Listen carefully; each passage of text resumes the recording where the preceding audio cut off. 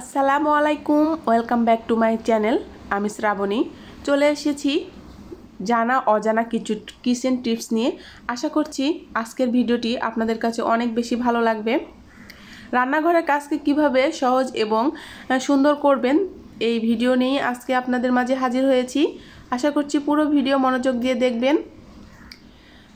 তো যারা মাছ খেতে পছন্দ করেন না মাছের আষ্টে গন্ধর কারণে, আর অনেকে আছেন যে এই গন্ধটার কারণে কিন্তু মাছ খান না, তো এভাবে যদি রান্না করেন তাহলে কিন্তু একদমই গন্ধ লাগবে না। প্রথমে আমি মাছগুলোকে কেটে ধুয়ে নিয়েছি, তারপরে এই যে লবণ আর লেবু দিয়ে রান্না করার আগে কিছুক্ষণ ম্যারিনেট করে রেখে দেব। তো রান্না করার আগ মুহূর্তে যদি এভাবে আপনারা রেখে দেন একদমই কিন্তু গন্ধ লাগবে না। আর যারা মাছ খেতে পছন্দ করেন না তারা কিন্তু খুব সহজে মাছটা খেতে পারবেন। তো এভাবে যদি রান্না করেন আশা করছি আপনাদের একদমই গন্ধ লাগবে না। এই টিপসটি কেমন লাগলো? আশা করছি অনেক বেশি ভালো লেগেছে। চাইলে কিন্তু আপনারা আপনাদের অ্যাপ্লাই করতে পারেন সংসার লাইফে। চলে যাচ্ছি পরবর্তী টিপসে। চিনি কিন্তু সবার বাসায় থাকে, আর চিনি কিভাবে একদম অনেক দিন পর্যন্ত এভাবে শুকনো অবস্থায় থাকবে তারপরে পিঁপড়ে উঠবে না, সেই পদ্ধতি নিয়ে আপনাদের কাছে চলে এসেছি। চিনিগুলোকে আমি বক্সে ঢেলে নিলাম, আর এর ভিতরে আমি একটা অবাক করা একটা জিনিস দিব। এই জিনিস দিলে কিন্তু চিনি সব সময় এরকম থাকবে, পানি জমবে না। অনেক সময় দেখা যায় যে পিঁপড়ে ওঠে। মাত্র 2-3টা জিনিস যদি আপনারা দিয়ে রাখেন কিন্তু কখনোই চিনিতে পানি কিংবা পিঁপড়ে উঠবে না। তো আমি এখানে কয়েকটা লবঙ্গ নিয়েছি, আর এই লবঙ্গ যদি আপনারা চিনির ভিতরে দিয়ে রাখেন দেখবেন মাসের পর মাস কিন্তু আপনাদের চিনিটা ভালো থাকছে। চিনির ভিতরে কখনোই পানি জমবে না, আর চিনিতে তো পিঁপড়ে ওঠার প্রশ্নই ওঠে না। আশা করছি এই টিপসটিও আপনাদের কাছে ভালো লাগলো। আমি জানি অনেকেই কিন্তু জানেন এই টিপসগুলো, তারপরে যারা আছেন অনেকেই জানেন না, তাদের জন্য শেয়ার করতেছি। তো চলে যাচ্ছি পরবর্তী টিপসে। আমি এখানে 1 বক্স আটা নিয়েছি। আমরা কিন্তু আটা রুটি অনেকেই খেয়ে থাকি, তারপরে যখন অনেক দিন হয় খেতে খেতে বক্সে রেখে দেই, কিন্তু পরে দেখা যায় যে পোকা ধরে। তো কিভাবে পোকা ধরবে না সে পদ্ধতি আজকে আপনাদের মাঝে শেয়ার করব। আটার ভেতরে সামান্য 2-3 টুকরো তেজপাতা যদি দিয়ে রাখেন আপনি আসলে অবাক হয়ে যাবেন যে এত দিন পর্যন্ত কিভাবে আটাগুলো পোকা ধরে নাই, ভালো আছে। তো আপনারা কিন্তু এভাবে যদি 2-1টা তেজপাতা দিয়ে রাখেন তাহলে কিন্তু একদমই আটাতে পোকা ধরবে না। আশা করছি এই টিপসটিও ভালো লাগলো। চলে যাচ্ছি পরবর্তী টিপসে। এই টিপসটি অ্যাপ্লাই করার পর আমি নিজেও অবাক হয়ে গেছি। অনেক সময় হুটহাট করে মোবাইল ফোনে কিন্তু আমাদের পানি ঢুকে যায়। বাচ্চারাও কিন্তু অনেক সময় অসাবধানতার কারণে মোবাইলের ভিতরে পানি দিয়ে ফেলে। তো এটা কিভাবে ঘরেই বসে আপনারা সমাধান করতে পারবেন সে টিপসটি আপনাদের সাথে নিয়ে চলে এসেছি।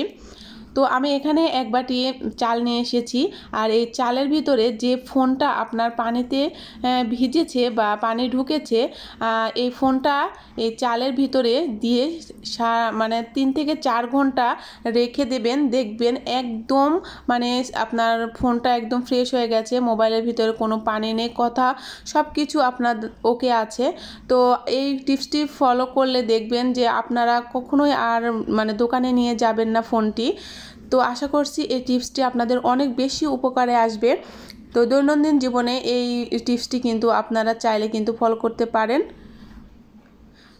তো এভাবে কিন্তু আমি অনেকক্ষণ ধরে মোবাইলটা কিন্তু আমি রেখে দিয়ে আমি এই ফলটা পেয়েছি। আশা করছি আপনারা নিরাশ হবেন না। চলে যাচ্ছি পরবর্তী টিপসে। তো আমি ভাত রান্না করার জন্য কিছু চাল নিয়ে নিয়েছি, আর এই চালটা আমি কিন্তু ভালো করে ভিজিয়ে রেখে দেব। আর এই চাল ধোয়া পানিটা এত পরিমাণ উপকার আসলে আমরা কম বেশি সবাই জানি।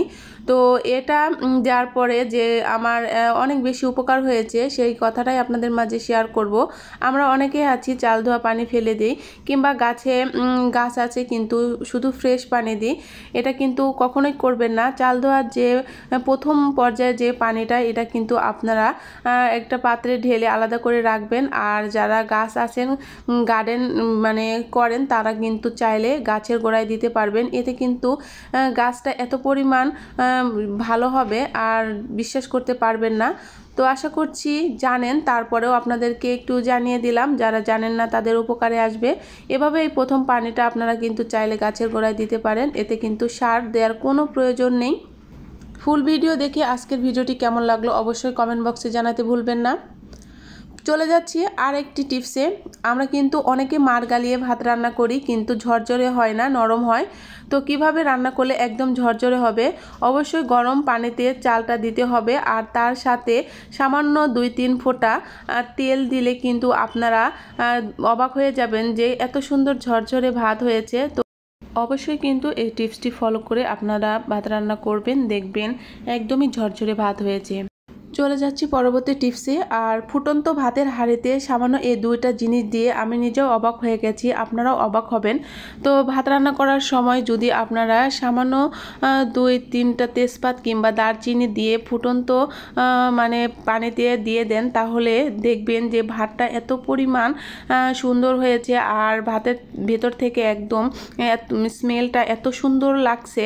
তো এটা কিন্তু একদম বাসমতি চালের মতো লাগবে। আসলে এটা আমি নিজেও অ্যাপ্লাই করেছি, চাইলে কিন্তু অ্যাপ্লাই করে দেখতে পারেন।